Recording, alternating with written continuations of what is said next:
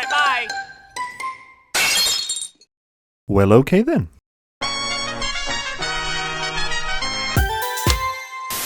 Box bites. For those of you who haven't been on the channel for a while, you need to understand that I have been clamoring for a Hazbin Hotel Hellaverse crossover since I was just a small imp drowning in this fandom's vast sea of creators. But I now stand before you as a fully fulfilled overlord of Hellaverse content. Or at the very least a succubus. Oh no, he's hot! No. Anyway, now that the canon for a crossover has been promptly loaded with a fantastic trailer showing Charlie and Blitz being besties, my pairing-obsessed mind started thinking, why stop there? Surely there are other characters within these two shows that would become thick as thieves if given the circumstances to meet, right? And that's what we'll be covering today. We're gonna take some main characters from both Hazbin Hotel and Hellaverse, slap them into a situation, and then theorize what would become of their unholy union. There are plenty of opportunities for sparks to resonate between these two casts, so let's mix random chemicals together and see what explodes. You know, like a sane person. If you've got any preferences for which character team-ups you'd want to see, the comments are always open. But for now, let's take Charlie's posse and Blitz's crew and see which pairs would spark friendships anew. Alright, bring on the dolls! I mean, storytelling props. Let's start with the duo of Hellborn head honchos who got this collab ball rolling in the first place. Sure, they seem to be pretty chummy during the Hellaverse announcement trailer, but come on, anything is possible in the fan service void. We gotta think about mainline material here. And honestly, despite these two seeming like oil and water opposites, I think there's some genuine potential here. Heck, if anything, a union between sugar and spice in the domain of vice could be the igniting spark that allows both of their staffs to start interacting in the first place. Like maybe after getting her shiny new place of business, Charlie gets the idea of an after lifetime. She wants to try some more proactive methods of advertising the hotel and considers collaborating with various businesses around Hell to try and get some more buzz going. Rent out some ad space, put out some discounts, stuff like that. However, when she actually starts putting this idea into action, no one's biting. While some of the tycoons in Hell are grateful that Charlie and co saved them from a mass slaughter, they're not exactly willing to start painting puppies and kittens on their billboards just like that. Heck, some folks like the Overlords could care less about Charlie's proposals and just see the bunk execution as a chance to round up more cattle for their own pursuits. Long story short, Charlie has no luck trying to partner with any of Hell's major businesses. That is until she gets to the bottom of the list. Nestled comfortably in the Pride Ring is this privately owned imp assassin business that not only directly interacts with sinners on the daily, but has also been getting a lot of buzz recently, as its CEO is a bit of an ICON of imp kind. Charlie is a little doubtful that this will work since she's already been worn down by her other failures to collab, but she puts forth one last burst of optimism and marches up to the boss's office to make her proposal. She tells Blitz that since dozens of sinners flock to his biz every single day, it's the perfect opportunity for a special crossroad to be presented to them. Instead of hiring someone to kill their intended target and further solidify their position in the underworld, why not consider hugging out all that deep-rooted rage over at the Hazbin Hotel? Save yourself from further falling down the slippery slope of sin, located on that big mountain overlooking the entire ring. You literally can't miss it. She even offers to pay Blitz double what he would normally get for jobs each week if he's willing to just present this option to his customers. Blitz obviously cringes a little bit at this idea and is very upfront with Charlie at first. Yeah, listen lady, I appreciate the enthusiasm, but wouldn't selling redemption to a bunch of peeved off dead guys be like trying to sell a T-bone to a vegan? Or good taste to Moxxie? Hey! But in the end, he eventually takes her up on that business offer and starts working alongside her for two main reasons. First of all, she's offering a ton of money for this deal, like twice what Blitz usually gets for his weekly jobs just for mentioning the hotel's existence to clients. And not only does he have another mouth to feed with Stolas now squatting in his apartment, but he also knows that Eminem got busy and now have a bun in the oven, so they'd probably need a little extra in their paycheck to handle the expenses if they decide to keep it. And second, while he doesn't want to admit it to her face, he feels a bit of a personal connection to Charlie, like he sees a lot of himself in her. He was once a wide-eyed wannabe business owner as well, even going as far back as his childhood. And honestly, Charlie's innocent joy that spouts from seeing her dreams come true is both relatable and kinda infectious to Blitz. There are times when he wants to gag and slap that dumb smile off her face, but most other times, He doesn't want it to leave. He spent so many years of his life being alone, living without happiness. Happiness that he just got back. And if he knew he was responsible for doing the same thing to someone else, making them go through a similar thing he went through, he'd honestly feel kinda guilty. This little deal of theirs leads to IMP getting invited to business meetings at the Hazbin Hotel, allowing the campfire of potential character interactions to start sparking all over the place. And trust me, we'll get to that later. But as for Charlie and Blitz themselves, I feel like they'd have a very unconventional but still wholesome friendship going on. Both have parental issues, both have big business dreams, and both have found families as well as real families that they fought tooth and nail for over the years. Plus, despite being on complete opposite rungs on the social ladder, both have been screwed over by certain preset systems they couldn't control many times in their lives. So there's plenty for them to bond over, relate to, and sympathize with. They've got certain interests that can easily coincide, like I'm sure Charlie would go gaga over Blitz's passion for horses and circuses and the like, and the things they don't see eye to eye on, they'd at least want to be supportive and try to understand. Or at least Charlie would. Like, I could totally see Blitz taking Charlie to some kind of MMA match where they fight to the literal death, and while Charlie would be covering her eyes throughout most of it, she'd still let her 4-foot bestie sit on her shoulders to watch it. You know, something cute like that. I'm sure there are some people who won't agree with my idea of platonically pairing these two protagonists together, but in my eyes, Charlie and Blitz somehow managed to be two minds of the same kind, while also having opposites attract energy, and I would love to see that kind of connection in action. And hey, like I said, if these two get off on the right foot, that opens plenty of floodgates for their two crews to mesh and make some magic happen. Speaking of which... So we know that Millie is now pregnant, and while I don't want that to end up being her entire personality, she does still need to decide what she's gonna do with the little bundle. Unlike chickenpox or online trolls or my relevance when I stop uploading, it doesn't just go away on its own. So I imagine she'd maybe want a hands-on experience and or refresher course on what it's like taking care of a little one. And lucky for her, the Hazbin crew just happens to have its very own maid with the mannerisms of a toddler and enough gremlin energy to power a small village. If Millie can handle taking care of Niffty, she can handle taking care of any offspring she might feel like having. So I could totally see Millie teaming up with Angel Dust, who occasionally acts as Niffty's caretaker as shown in Welcome to Heaven, and partner parenting the little darling for a full day. She'd have to keep her away from bloodthirsty bad boys, scold her if she goes on an OCD cleaning binge, and in general just prevent her from getting squished like the bugs she's so adamant on killing. A day like this would definitely show Millie just how difficult watching after an impulsive little ball of energy who's always walking towards death's door would be. Cause trust me, that's basically what a baby is. But at the same time, I can also see her and Niffty having some really sweet bonding moments. I mean, Millie is a stabby girl, just like her mock offspring over here, so maybe at some point Millie gets so fed up with taking care of Niffty that when Niff loudly runs around the room chasing a bug, Millie perfectly chucks a throwing knife and kills it instantly just to shut her up. Niffty then says that she wants to learn how to do that too, so the two of them go on a little bit of a covert ops bug extermination mission, slaughtering the hotel's insects in various ways. And by the end, Niffty forms a special bond with Millie, showing that while being a mom is very stressful, it can also be very rewarding too. Angel would then congratulate her by saying, "Well done, Toots, you're the first mama Niffty didn't want to impale like Adam. That's something to be proud of." And then the two of them could go out and maybe shop for some spicy stuff that she can show to Moxxie once she gets home. Angel would likely know all the best places in the Lust Ring as it is his place of work. Honestly, the idea of Millie and Angel playing a messed up version of House with Niffty as their insane baby just sounds like entertainment waiting to happen. And it could give Mill a much clearer mind in regards to how she feels about having a kid. Are the cons too heavy, or are the pros worth it? Either way, she would have made a little maid's day and learned some great lessons in the process.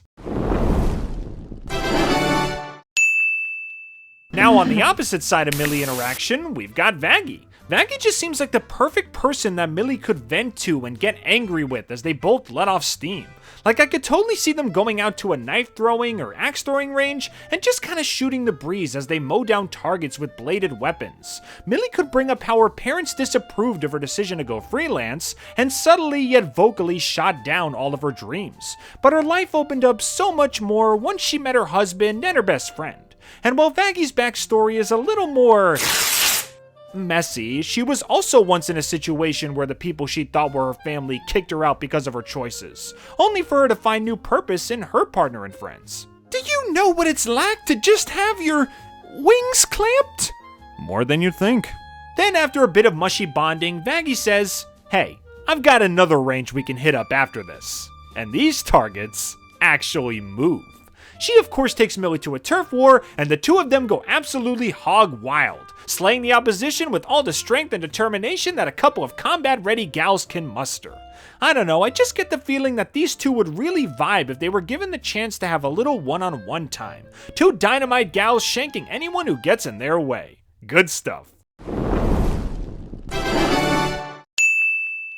So Loona was the only HB character that I didn't really have any surefire matches for, but the more I thought about it, the more I thought that the dog and cat hanging together would cause mass hilarity. Yeah, while Loona does have a dad who tries as hard as he can to understand his daughter and the pain she's going through, the idea of her having an honorary granddad who can peg down her deep-rooted issues without even trying would make for a really funny dynamic. Like, as soon as Husk starts micro-analyzing her insecurities, Loona would actually get kinda mad and want to storm away from him. But at the same time, she would also be curious as to how he figured that out so quickly. And then Husk can fill her big fluffy ears with the kind of junk he's been through and the kind of problems he's had to endure. And then the two done-with-life sourpusses of the Hellaverse can both have someone they can relate to. Maybe they share a drink and a smoke every once in a while, with Loona sliding some of B's signature honey liquor over for Husk to try if he ever needs a sweet buzz. I know a lot of people would probably prefer for Loona to have a mom figure from the Hazbin Hotel, so they'd probably pair her with either Charlie or Vaggie, but I don't know, the blunt yet worldly honesty of Husk makes him seem like a much more interesting honorary parent that could really get on Luna's level without smothering her too much. I think it could really work.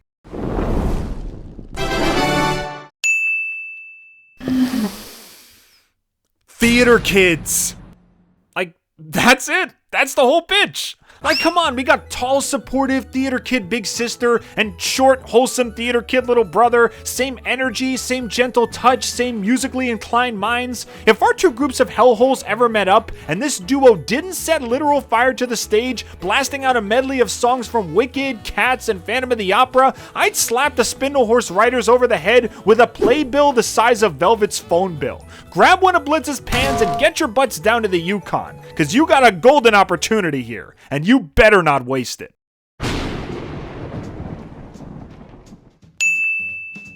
So this one doesn't really have any deeper connection or reasoning for it. I just like the idea of these three having a guy's night out. Like maybe Husk and Angel are going out to the bar or something and they just decide to say, "Hey, skinny legs, how well can you hold your liquor?" And he decides to go along with them. And while Stolas isn't exactly a social specialist, as he didn't appear to have many friends throughout his life, he still finds plenty of things to bond with the boys over. Angel probably has some bedroom tips and tricks that he can lay down for Stoly Boy, and Husk can be a bit of a shoulder to cry on if he ends up venting about his losses during a drunken stupor.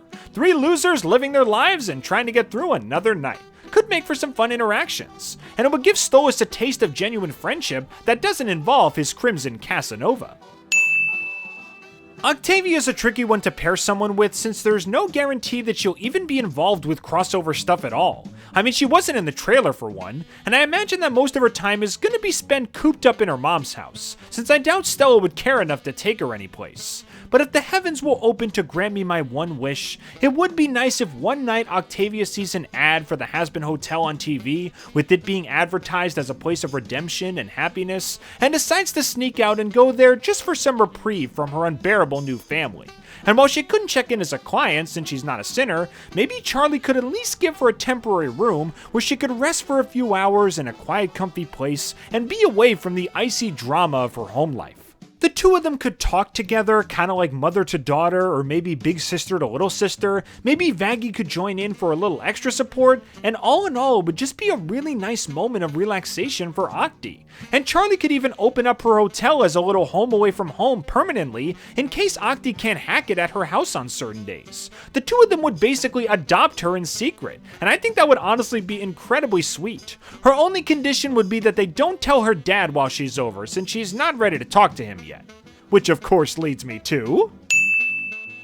this one is just too cute for me to pass up. Charlie definitely pegs me as the kind of girl who would be into sappy stuff like telenovelas and mushy romance stories, so her and Stolas having a sleepover and crying in each other's arms over the TV while painting their nails and talking about their partner is just... Like, come on, you can't look me in the eye and say that's not exactly what would happen. And it better happen. I'm sure you'd all agree that in every aspect, Blitz can be considered a bad boy. He swears, he's violent, he's arrogant, he's very explicit, and any Hazbin fan knows that when bad boys come a-knockin', one little shrimp comes a-flockin'. I doubt that Blitz and Niffty would share any meaningful connections, so this interaction would just purely be for comedy.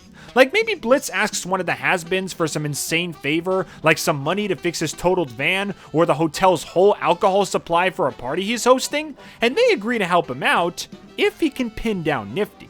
Blitz being a Swiss Army knife of combat is pretty much certain that he can take her out, but once Niff gets a whiff of that bad boy musk, she becomes an unstoppable force of nature, and this one imp army becomes helpless against the lust of this deadly little squirt. Again, a simple interaction, but it has the potential to be incredibly funny. Okay, please don't walk away yet. Just let me pitch this to you guys first. Imagine Charlie and the IMPs are having a business meeting at the hotel, and Moxxie excuses himself to take care of some personal business. He hears a staticky yet familiar tune playing over the radio in the other room. He walks in to see Alastor sitting in a chair and just listening, probably having a bit of a detox me-time session after the chaos of the day. Moxxie speaks up and is able to correctly identify the song. Alastor asks, You know this tune? and Moxxie says that he's always had a fascination with more classic forms of entertainment, like opera and old school musicals, and even dabbles in a bit of early age radio as well. He thinks it's inspiring how people's attention can be captured merely with audio and nothing else. Alastor doesn't say a word, but he does snap his fingers to make a chair appear, silently offering Moxxie a seat to listen with him, and he takes it. They sit there for a while, just closing their eyes and soaking in the lovely music, bringing up the occasional anecdote to sometimes break the silence. And then Moxxie politely pardons himself and returns to the meeting as Alastor lets out a smile and a gentle, And this causes Alastor to think, Maybe these lower class bums aren't as tasteless as I thought. they definitely wouldn't be friends after this, but this would lead to Alastor tolerating Moxxie's presence the most out of the IMPs. Alright, who's ready for another idea I had while I was half asleep? So one day Mammon decides to take a new massive step in biggering his already huge business by putting out way more ads in other rings besides green. Like he wants every other ring to be painted green with his face just as much as the one he's in charge of. And when I say ads, I mean every ad possible. Ads on billboards, newspapers, sides of buses and buildings, online ads, commercials, freaking zeppelins and skywriting, jumbotrons the size of Texas. If your eyes could look somewhere, there's likely an ad within your line of sight. And he decides that the first place to fall victim to his adpocalypse would be the Pride Ring. This obviously ends up on the radar of the Vees, who pretty much control all media in Pentagram City, and it gets to the point where Mammon is putting out so many ads, it completely buries the influence of the Vees. So obviously they decide to fight back, and a battle of the ads takes place, where both sides try to gain dominance over the Pride Ring's media market. It'll be like a turf war mixed with a cold war, where nobody actually throws hands, and instead just throw all their resources into trying to out-advertise the other. I'm not entirely sure how it would conclude, but if there were any villains from both shows I'd love to see clash, it would definitely be these guys. I mean, come on. They're begging, practically pleading for these two sins to meet up on some kind of level. Mastermind laid the groundwork for a rivalry of biblical proportions, and now it can finally come to fruition. The idea that Satan, quote, ruled the dark long before the Golden Angel's fall implies that Satan was actually the first sin, another fallen angel who was possibly sent down to hell long before it was even open to humans. I mean, it is backed up by biblical scripture that Satan used to be on God's payroll before he directly opposed him. Maybe he had some angelic powers that carried over, similar to Lucifer, and used those powers to rule hell before Lucy popped in and stole the whole show. Honestly, I could probably do a whole video where I discuss Lucifer and Satan's possible dynamic, but honestly, if they don't do anything with this barrel of potential they clearly want to open up, I would be beyond shocked. Mystery Science Theater 3000 style watch parties starring Emily and Pentious, reacting to all the times the Cherubs failed on Earth. Don't ask how that fits into the canon, I had it in my head since I started, and I needed to write it down before I'm stuck with it forever. So, there you go. Okay, so those are some of my dream scenarios featuring who I'd love to see interact in a Hellaverse crossover. I'm sure there's some juicy ones I overlooked, but honestly, if I did every character combo for both shows, we'd be here for hours. Guess there's not much else we can do besides wait for a canon collab to come up. But until then, what do you guys think? What is your dream character pair-up between the princess's promiscuous pals and the imp's infernal entourage? Do you think we'll ever get a full-on crossover special, or will it just be relegated to shorts and background cameos? Leave your thoughts in the comments below, and don't forget to subscribe. Thanks for tuning in, everybody, and I hope to see you all real soon.